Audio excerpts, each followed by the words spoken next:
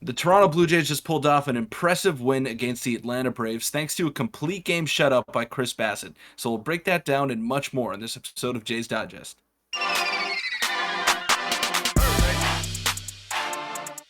What's up, Jays fans? I'm your host, Peter Vryonis, alongside host Nick Gosse. I'm glad to be back. Nick held it down the last couple of days.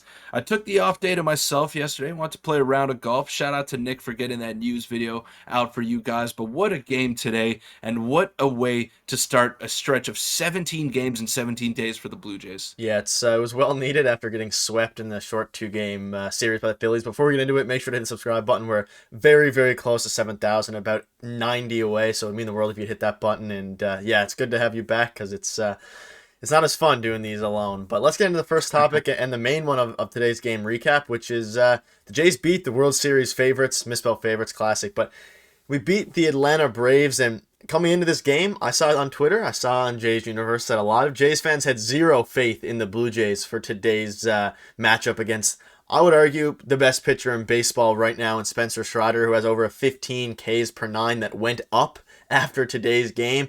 And of course, it was on the back of Chris Bassitt, who we'll talk about in a minute. But what were your thoughts on today's game, the offense, and we'll touch on the defense as well?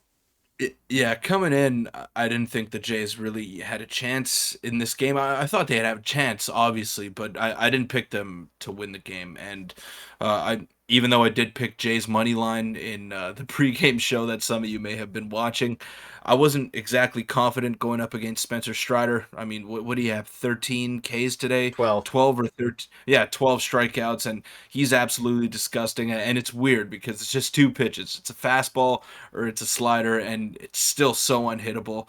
So for them to muster up a couple of runs and just give Chris Bassitt that enough run support for him to get the win on this masterclass, it was great. It was a great all-around performance by the Blue Jays. The defense was phenomenal, and a game like this against arguably the best team in all of baseball is what gives me hope.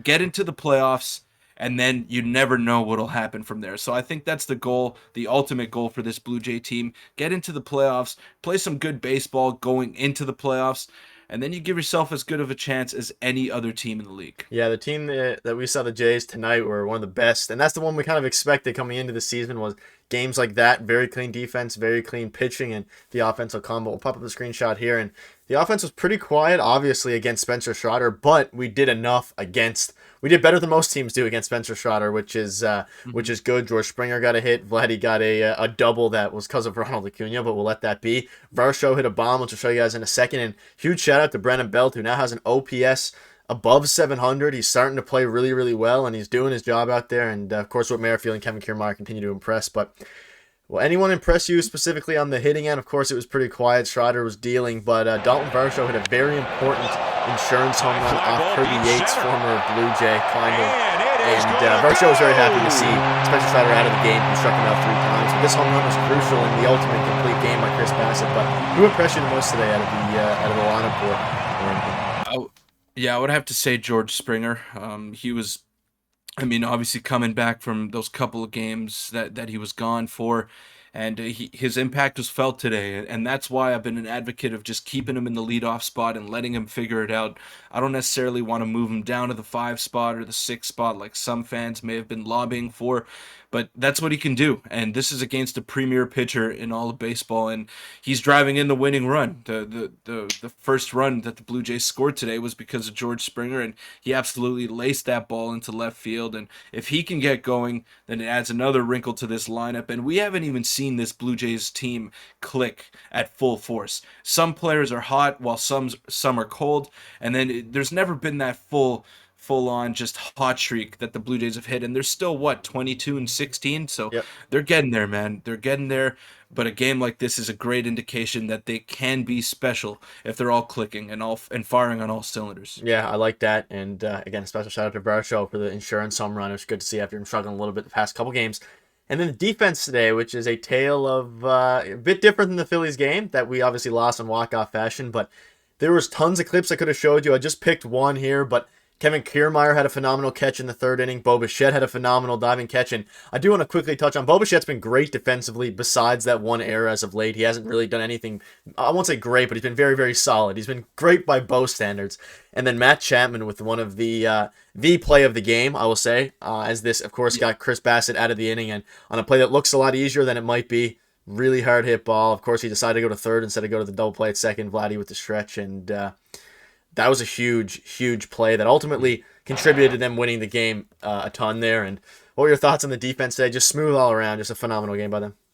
They had to be sharp, and this is the type of opponent that you need to be perfect against. It only took 3 runs to beat the Atlanta Braves, but Chris Bassitt got out of that big jam in the middle innings there, and thanks to Matt Chapman, he made a few great plays over there at third base.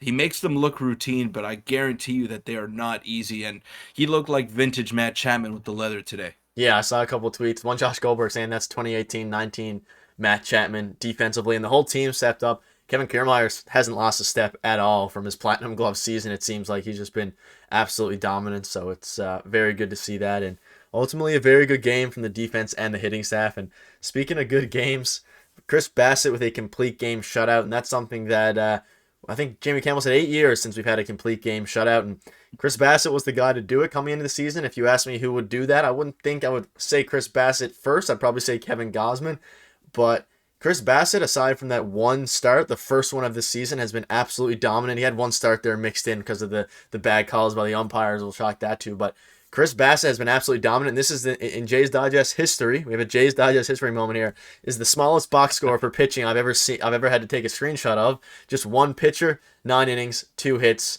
2 walks, 8 Ks. And what were your thoughts on him? And we'll also touch on John Schneider coming out in the eighth with 2 outs and a man coming up to leave him out there. Lovely call by Schneider. But I'll let you quickly touch on Chris Bassitt's dominant performance against one of the best offenses in baseball. I can get used to seeing that, Nick. I can really get used to seeing that. And Chris Bassitt has been everything that the Blue Jays went out and got him for and more. He's just been so impressive apart from that first start of the season. This guy is an innings eater, and his stuff has been a lot better than I thought it would be. Now, I've been on record saying I'm worried about his stuff come playoff time. Is he going to be able to face these hitters? Looked But phenomenal him not today. being a he looked phenomenal, and he was up to 94 miles an hour, which is something that we have not seen up until this point of the season. He has been everything that the Jays could have hoped for, and his location was phenomenal today. He was efficient, which allowed him to pitch into the ninth inning, and that's I guess that's the blessing of not being a strikeout guy like Kevin Gausman. You could pitch deeper into ball games because he was only at about 91 pitches heading into that ninth inning. So I loved what I saw out of him today.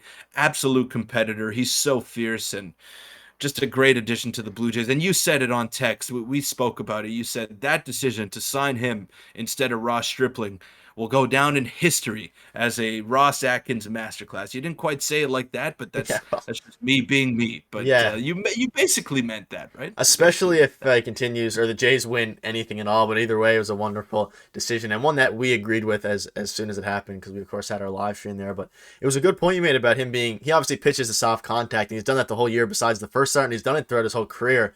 But you made a good point. Spencer Strider, who is unarguably a better pitcher than Chris Bassitt at this point in their career and is a better pitcher in the MLB, only was able to go, I think, 6 2/3 because he's mainly a strikeout guy, and he was over 105 pitches by the time he got pulled through yeah. 6 innings.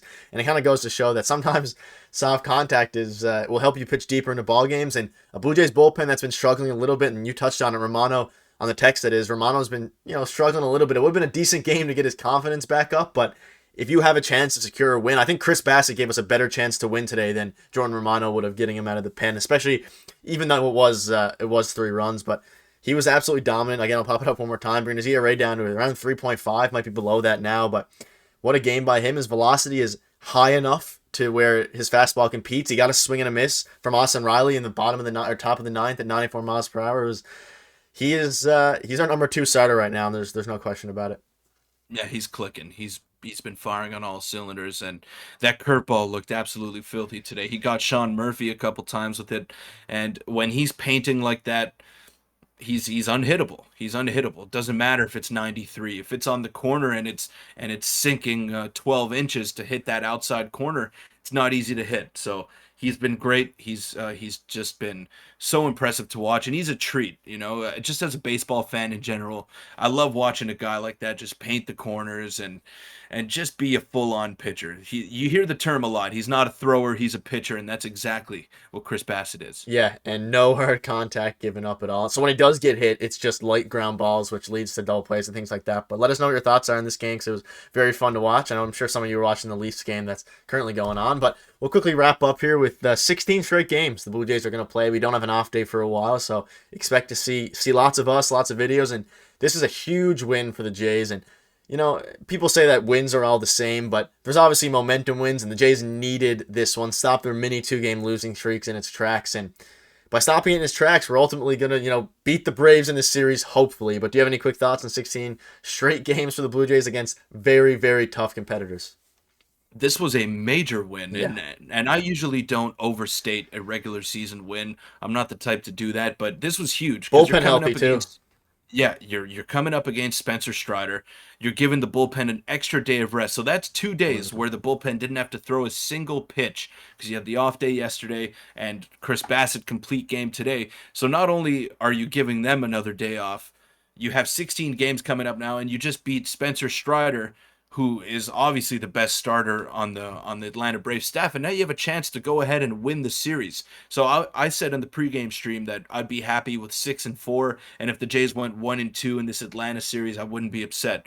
But now anything that you get on top of this is just gravy, and you already got the toughest task out of the way. So it's a big win. It's a huge momentum driver, and I cannot wait for tomorrow's game. Yeah, it starts with Jose Barrios, and hopefully he'll be able to take care of business. I think it's around 3 Eastern, so we'll have you for a pregame show for that, or one of us will at the very least. But your guys' support has been unbelievable. Hopefully Jason getting a bit of a winning streak because it's been a little bit rough at times, but it's a long baseball season, and we'll see you tomorrow. Thanks.